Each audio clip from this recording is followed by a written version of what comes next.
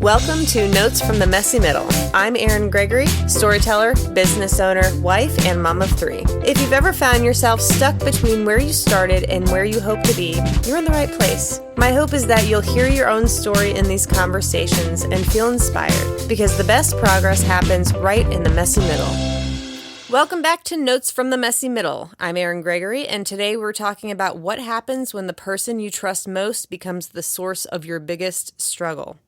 My guest is Traci Edwards, a writer, storyteller, and the creator of Let's Get Unstuck, a blog and platform helping people move through those moments in life that can get emotionally paralyzing. But Traci's story didn't start with clarity or confidence. Before launching her platform, she spent 10 years working side by side with a mentor she deeply admired, someone she considered family. Together, they built a company from the ground up. Then in 2019, everything changed. That mentor was revealed to be running the largest female-led Ponzi scheme in U.S. history. Overnight, Traci lost her job, her security, and the identity she'd built around her work. What followed was a long, quiet season of being stuck, until writing became her way back to herself. Traci, it's such a pleasure to have met you on Substack, and thanks for joining me today. Oh, thank you so much. You really put that together beautifully. So I appreciate the intro. Well, she summed it up, and that's all I have to say today. Really, thank you for having me. It's been a journey, to say the least. I did not realize, well, first off, I started Let's Get Unstuck because, as you said, it came from a place of being stuck. And I didn't realize that stuck was even a thing. And I was listening to a podcast, and I heard it was Jay Shetty and Mel Robbins' podcast. And then within the first 10 minutes, 11 minutes, it started talking about a place of being stuck. And I was like, whoa. And that hit me like it stopped me in my tracks. For 5 years, since 2019, at that point, I couldn't put a finger on what was going on with me, why I felt the way that I was feeling. And in that moment, it changed everything for me. I didn't realize that I was stuck in a place that was because of a previous part of trauma that I had been through, that I had thought I was over, clearly wasn't, and discovered that I got a lot of work to do. And in that moment, I was like, okay, well, what am I going to do about this? And I just started to write. And for 5 years, I didn't tell my story about what happened between me and my old mentor, my boss, she was the closest thing to blood to me. And I had, people from authors reach out to me, TV people reach out to me to be on American Greed and all kinds of little things like that. But I wasn't ready to tell my story. I was broken. And then I started to write, and realizing that when I was writing, I could say whatever it is that I want to say, and nobody's going to judge me or say I shouldn't say that or what not. And then it felt liberating. I was like, whoa, getting this off my chest was the best thing ever. And then I don't know what came over me. I just said, you know what, I'm going to start a blog, and I'm going to call this, I don't know, Let's Get Unstuck. And I'm going to write from a place of pain, and I'm going to turn it into, finding that positivity and writing about purpose and turning it into power. And I had no clue what any of that really, really meant at the time, but I just knew I had this vision in my head with really no expectations, and I just started to write. So I created the blog, and then I realized, it's not about just my story. There's other stories out there that might need to be heard, but I didn't realize that until I joined Substack. And when I started Substack and I saw all of these other people, these incredible, beautiful people with these insane, brave and courageous and emotional stories, I was like, you know what? Maybe I should be telling their stories as well, so they get heard more so than, just being heard here. And so I started writing and adding them to my posts or to my blog. And so Substack's been just like a great outlet for me to meet people such as yourself and to connect with people who've been through similar traumas and learn that we all are stuck in our own ways. And it's been really cool to see that what I write has been relatable to many people. And I get these DMs and they're like, just thank you for saying what you said and how you said it. And it really connected with me. And yeah, from there, it kind of just grew my blog into something super purposeful and super powerful. And now I have people write to me saying, can I write for your blog? And but that's why I started Let's Get Unstuck. So Let's Get Unstuck is your Substack, and you have a website as well, right? Yes, it's quite easy. Let's get unstuck.blog. If you go to a .com, you're going to end up in some marketing funnel thing that is not me. Mine is let's get unstuck.blog. All right, let's dive in. Start at the moment everything shifted. Where were you when you found out? And what do you remember about those first few days? Oh God. I was at work. At our work. We have remote satellite offices, and I wasn't at the corporate office, but I was at the satellite office, and I will never forget the day because that changed everything. She called me 15 minutes before the story went public, and she's like, I haven't told anybody yet. You're the only person I have called. And I have no idea why I was the first person that she called, but I was, to let me know that she is being arrested for a Ponzi scheme. And I was like, I think I've heard of a Ponzi scheme before. And this is the whole naive side of me that comes out. And she goes, I said, I don't understand what's going on. And she said, yeah, the SEC has been investigating me for quite some time. And I go, wait a minute, what's the SEC? Like, who is the SEC? And she's like, well, it's the Security Exchange Commission. I'm like, thank you for telling me what it is, but what do they do? I don't even understand. Like, where are these people coming from? She's like, it's federal government, Traci. She's like, basically, I'm under arrest. And I go, I don't understand why. And come to find out, I said, well, wait a minute. And the only thing I can think of is that she was running this business, and I air quote that, which was around raising capital for these liquor license funds. And I won't go into how and the whole process of it all. But basically, she was raising big money from federal banks, from big investors, little people like me. My husband and I get invested in it, and her best friends, her mom and dad. And she was using that money to fund basically all of the businesses that we had under the umbrella because they were failing. And I knew that there were flags, and I never really said anything about them because, one, I couldn't put it in my head that she would ever do anything crooked or wrong because I just didn't think she had that personality or heart to do that. And, but she did. So I helped her build, amongst many other amazing, brilliant minds, this business from, 2 employees, which I was the second employee, to 400 in the end. And, we had all sorts of facets of business. I met her because I designed a restaurant concept that she ended up wanting to use to open up her first restaurant. And so we did that.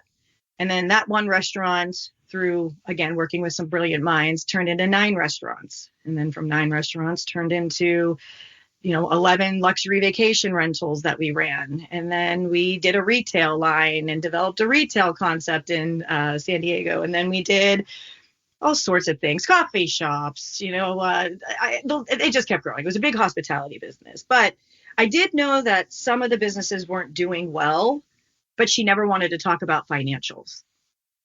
And I'm not really a financial person anyway, so I was kind of like, whatever, I'm just like more of the concept and the fun stuff, and you're the creative. I'm the creative. There you go. And but should have spoke up about it because, yeah, again, the businesses weren't doing well. And I had just genuinely thought that these liquor licenses were bringing her like management fees, and it was all like a legit thing.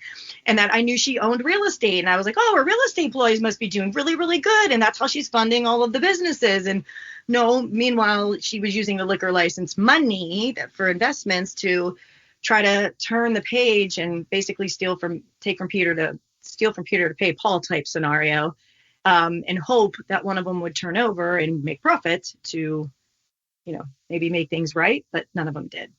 So where are they all today? Where is she today? She's in prison for 15 years. Actually, okay. Well, it's a little less because it's been a few years. But the judge wanted to make a very good example of her and what she did. So she got hit pretty hard. And I think she's kind of up in January for trying to get a sentence reduction. But I think this is like her second one and she's been turned down. So who knows? I don't know. Anyway, all the businesses, the receivership from the SEC came in, seized all of the businesses. So pretty much everybody but a handful of people lost their jobs, all in one day. I lost her, which was the hardest thing for me at that point, was because she was the closest thing to blood to me. And for 10 years, I put her on a pedestal, and I would put herself above myself in most circumstances.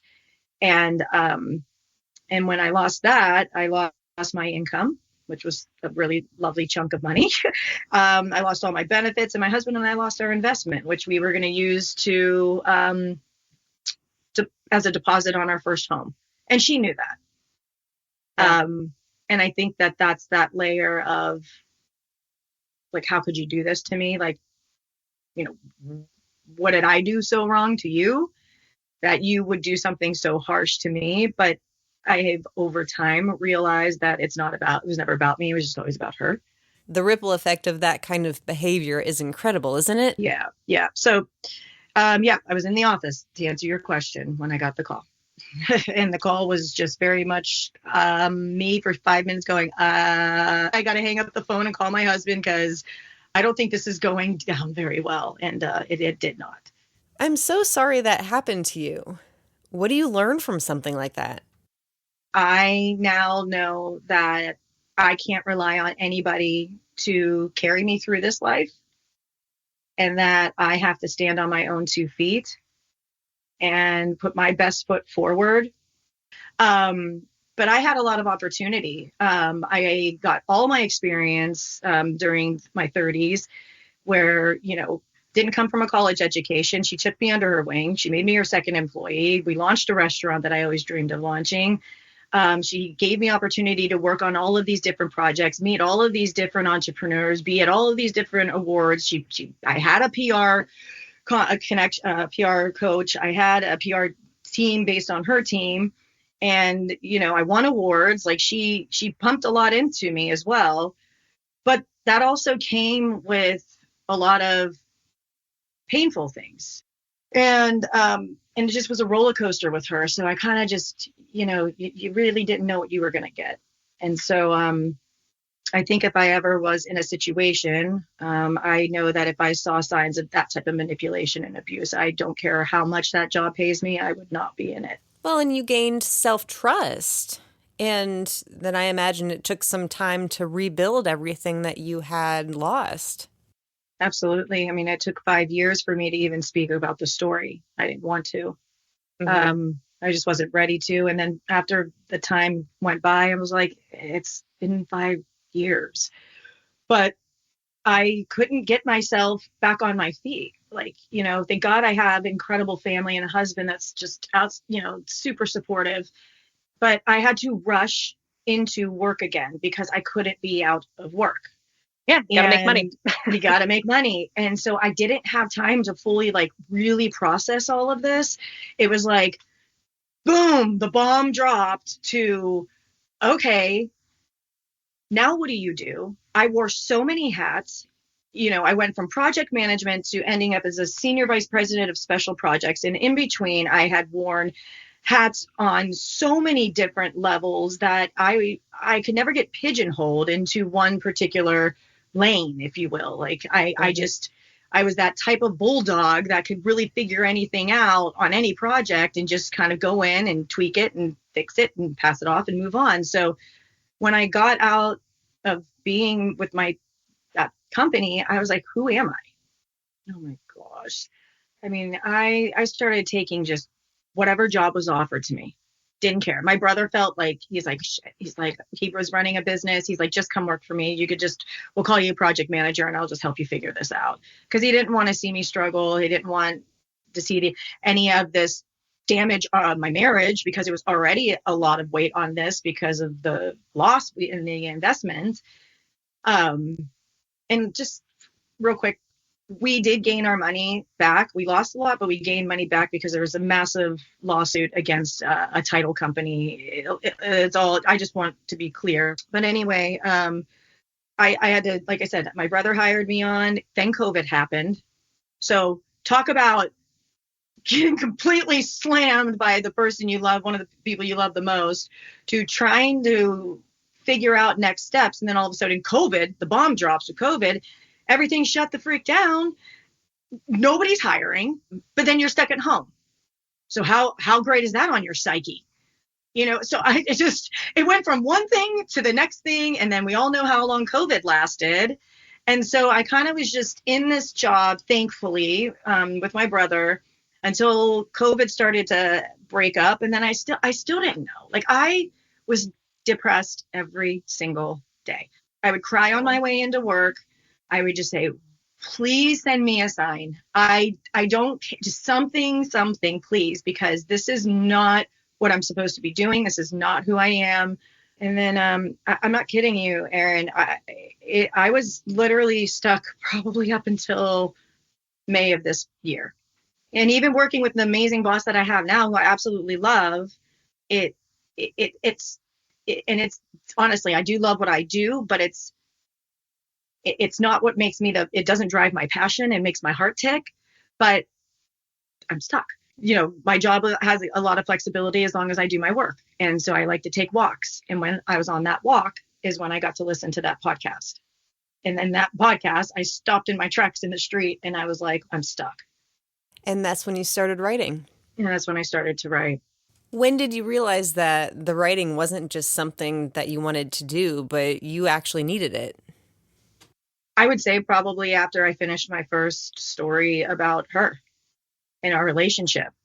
Mm-hmm. And I think I forget the title of what it is, but I think it's like my boss or my mentor is the largest female Ponzi scheme in the history of the US. And so once I wrote that and I felt this sense of like relief, like I'm like, okay, this is making me feel better, I just kept writing. So I went into the next part of that story. And then I just said, I did it again. And then one of my writing friends was like, you should go on Substack and you should tell your story on Substack. And so I did, and it gained traction, and it gained people saying I've been there, and it gained people telling me their stories. And, as sad as their stories are, it made me feel a little bit more normal and connected and felt a little better because I wasn't alone. And so that's when I think I'm going to have people write for my blog. And yeah, that's, it's just kind of evolved into that. Well, and you just went all in off the bat, and you took your blog and your story public, and that's not easy to do. You took spaghetti, you threw it on the wall, and it stuck. It literally stuck. You're right. I think I said to myself, if I'm going to do this, I'm not holding back. I've held back for 5 years, and I've done anything that I have tried to do in 5 years. I have not felt good. And once I started to write and I started to feel good, my confidence came back. I started to read more and realize that I needed to reconnect with my self-worth again. And I needed to reconnect with parts of me that I have had buried for a really long time. And so I started therapy. I started writing more about my feelings. And then I started to realize that, there was a lot more to this than what happened with my previous boss. Like, I've got some built up trauma from the past that I haven't dealt with either. And so a lot of my stories are coming from experiences that I have buried, that have been keeping, like I said, I think maybe what it is is my self-worth and all of these things might have been buried for a very long time, and that just it didn't all fully come out until this last bomb dropped on me. That was a pretty big bomb. Oh yeah, it was a huge one. If it wasn't for that moment, for what she had done, who knows if I'd still be with her in a toxic relationship and allowing her to be above me in my own mind and to put myself beneath her at all times. And now I'm not like that. Now I am very much in tune with myself, and I'm paying attention to these feelings if they come up, and I know what they are, and I know how to address them, and I know how to make them quiet. And it's been a big challenge, and I only started this journey in May, but I move fast. And every day I'm working on myself, every single day. And you've turned it into something so great that is gaining traction. And what I always encourage my clients to do, which is lead with their authentic story to find their audience. And you're doing it. It's fantastic. That's exactly what it is. That's why, I say I write from a place of pain, but it's to turn, I've always been a positive person. It's just one of those strengths that I have. And even in the darkest moments, even in the worst bombs that get dropped on you, you do see that silver lining. You do find that light. And it took me a while. It sure did. But I genuinely believe that happened to me to be the catalyst for where I am at today. And if that is the case, and this is my next chapter of my end all be all, I will be the happiest damn person in the world because I love doing this. I love talking about it. I love connecting with people and talking and hearing their stories. And I love writing about it. And it's so therapeutic. Sure. And you make the comment that it was selfish to put yourself first, but it's not. You have to take care of yourself first before anybody else. I look back at a lot of behaviors of growing up and doing things I'm not proud of. And that comment right there, that sticks because, I look back at situations where I was like, you probably shouldn't have done that. And you did that because you weren't putting yourself first. Yeah. So it's true. So what does being unstuck look like for you today? And how do you affirm you're moving in the right direction? I don't know if it's ever fully going to be unstuck. I think the whole goal is to get to a point where you feel like you are unstuck. But I feel like therapy, and I feel like writing, and I feel like constant connection, and I feel like self-reflection, and I feel like that's the contributing factors of what I'm doing moving forward to help me work toward getting to a place where I feel unstuck. I think if you're constantly stretching and you're constantly trying to grow and you're constantly looking within and you're acknowledging things and forgiving yourself and continuing to pay attention to things when they come up and really trying to focus on healing, I feel like just even that process alone is a way of getting you to a place where you feel unstuck. Yeah, it's not like you just switch the light on one day and everything's fine. It is a process. I think that's where I was getting when I was saying, like, I don't know if you'll ever fully be unstuck, where it's like, I want to go back to what you just said. It's not one day where you wake up and the light switch goes from stuck to unstuck. I think that's the important thing that we all have to, remember, is that it's okay to feel and be in the situation you're in the moment. And I think what makes us just stronger as individuals is the fact that we acknowledge naming it. Like we know what it is. What's triggering these moments, and how do we then unravel what's happening in our life?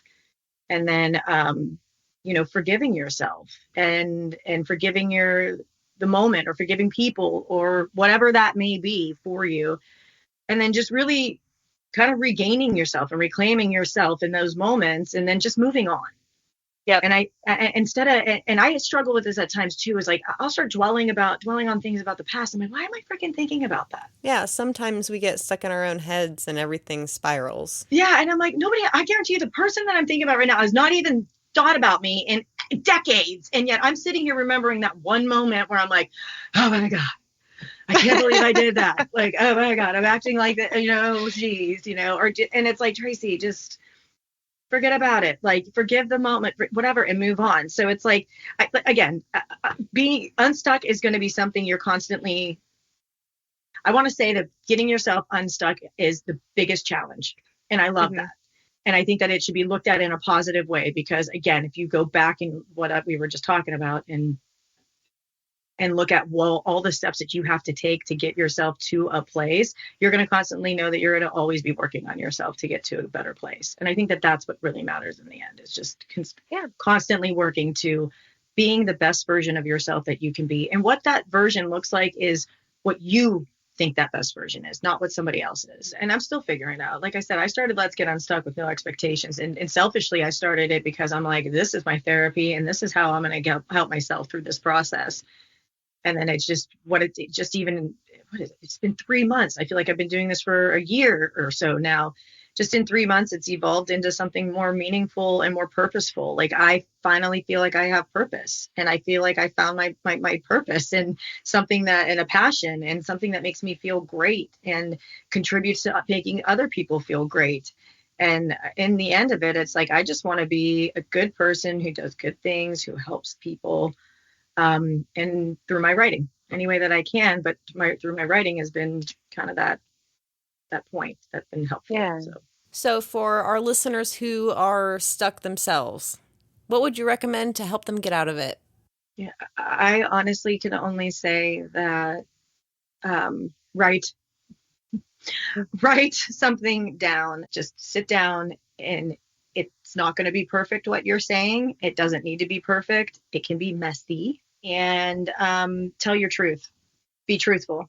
You're being accountable to yourself, and that's the best thing. I am being accountable to myself, and I got to tell my truth with nobody judging me and criticizing me and telling me that I shouldn't be writing that. And once I got to get my truth out, there is a feeling that you feel, that there's a sense of like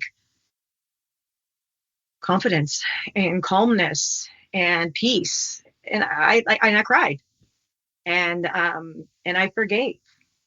I said, I forgive her. I do. Yeah, you finally sat in it. Finally took 5 years later to sit in my own crap and literally sit there and say, what has been causing all of this? And like, the only thing that I can think of is that trigger from the bomb dropping and the 10 years of the ups and downs of the roller coaster jolts and the pain that was. And, but it's, yeah, that's what I would tell you is reflect and write your truth. Yeah, Traci, it's been so wonderful talking to you. Thank you so much for sharing your story and your honesty and helping so many of us see that the middle doesn't have to be the end. It's just the beginning of your story. So where can people find you if they would like to connect with you? Guys, please check my blog out. It is www.letsgetunstuck.blog. And then I also am on Substack with the same name, Let's Get Unstuck. And thank you, Erin. I appreciate you having me to talk about this. It was my pleasure. For those of you listening, thanks for joining us. And if you need help telling your story, shoot me a message. Thank you for listening to today's conversation. I hope it gave you encouragement for your own messy middle. If you'd like to connect with today's guests, you'll find their links in the show notes. And if you'd like more stories like this, or a peek into my own writing journey, you can find me on Substack and social media at Erin Gregory Creative, or visit my website at eringregorycreative.com. Until next time, thanks for joining us in the messy middle.